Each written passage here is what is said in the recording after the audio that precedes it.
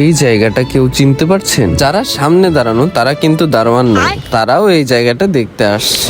আর আমি প্রথম ভাবছিলাম ওরা মনে হয় এগুলো দেখাশোনা করে। যাই হোক, রোজা রমজান মাসে শয়তানি বাদ দেই। এই জায়গাটির নাম হচ্ছে খানজাহান আলীর মাজার। এই জায়গাটি সম্পর্কে আমার এত ভালো ধারণা নাই, কিন্তু ভাই এই জায়গাটা আমার সেই ভালো লেগেছে। প্রথম কারণটি হচ্ছে এই জায়গার পরিবেশ। আপনারা হয়তোবা দেখতেই পারছেন এই জায়গার পরিবেশটা একটু অন্যরকম। আমার তো ভাই মন চেয়েছিল যে এখনই নাইমা পড়ি, পরে ভাবলাম এক্সট্রা জামা তো আর আনা হয় নাই, এই অবস্থায় যদি নামি তাহলে ভাই আমি পুরা শেষ। আমার মনে হয় আর উঠতে মন চাইবে না, তাই আর নামলামই না। আর রোজা রাখছি তো, তাই এত এনার্জি ওয়েস্ট করলে না ঝামেলা। ওয়েস্ট বলতে বুঝাইলাম পুকুরে নামবো, সাঁতার কাটবো, এনার্জি নষ্ট হবে, এটাই। আর আজকে ভাই যে গরম পড়ছে, এই গরমে খাল বিল নদী পুকুর যাই থাকুক না কেন দেখলেই ঝাঁপ দিতে মন চায়। এই পুকুরে ঝাঁপ দেওয়ার আগে 10 বার ভেবে চিনতে নিবেন, কারণ এই পুকুরে কুমির আছে। আর রাস্তার দুই পাশে ভাই অনেক রকমের দোকান। এই দোকানগুলোতে বয়স্ক মানুষ এবং ছোট বাচ্চাদের জিনিসপত্র অনেক কিছু আছে, যেগুলো আমার দরকার নাই আপাতত।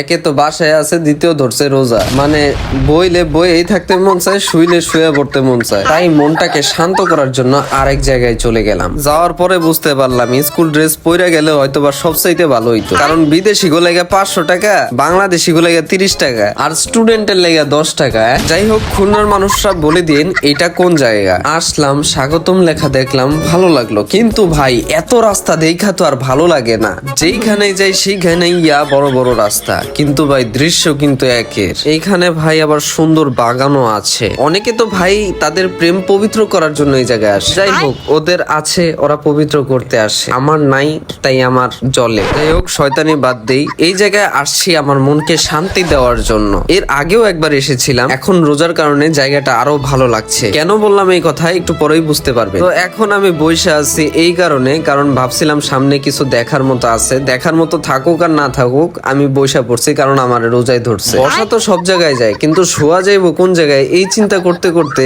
আমার মাথায় একটা আইডিয়া আসলো। তাই আর দেরি না কইরা উঠেই হাঁটা দিলাম, সিদ্ধান্ত নিলাম ভিতরে যাওয়া। ভিতরে ঢুকে মনোমুগ্ধকর পরিবেশ দেখার সময় দুই পাশে দেখলাম কবরস্থান, তাই সালাম দিয়ে নিলাম। সালাম দিয়ে এই সোজা হাঁটা দিলাম, কই শোয়া যায়। কিন্তু সামনে এই মনোমুগ্ধকর দৃশ্য দেখা শোয়ার কথা পুরাই ভুলে গেছি। ভাই আর যে যাই বলেন না কেন, জায়গাটা কিন্তু আসলেই সুন্দর সুন্দর। এই জায়গা দেখতে দেখতে একটা জায়গা পেলাম বসার, তাই আর দেরি না করে বসে পড়লাম।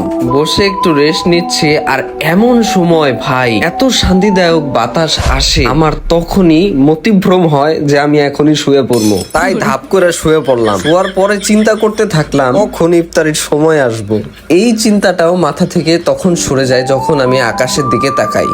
কি ভাই, দৃশ্যটা সুন্দর না? এত সুন্দর ঠান্ডা বাতাস পাওয়ার পর ভাই শরীরে প্রচুর এনার্জি আসে। এনার্জি যতই আসুক না কেন, এই জায়গা থেকে আমি উঠবো না সিদ্ধান্ত নিয়ে নিলাম। আর ভাবতে থাকলাম এই মাসে আমাকে কেউ দাওয়াত দেয় নাই, আসলেই বড্ড একা লাগে। দাওয়াতের কথা বললেই বলবে ভাই রোজার মাস তো কিভাবে দাওয়াত দেই, তাইলে ভাই ইফতারির দাওয়াতটা দে।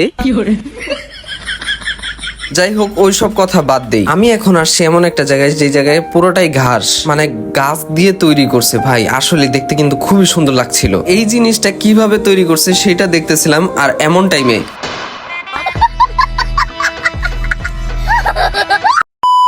তো এই ছিল আজকের ব্লগ। যাদের কাছে এই ব্লগটি ভালো লেগেছে অবশ্যই লাইক করে ফলো করে দিবেন, আর যাদের কাছে ভালো লাগেনি, কেন ভালো লাগেনি সেই বিষয়টা কমেন্ট সেকশনে জানান। ধন্যবাদ।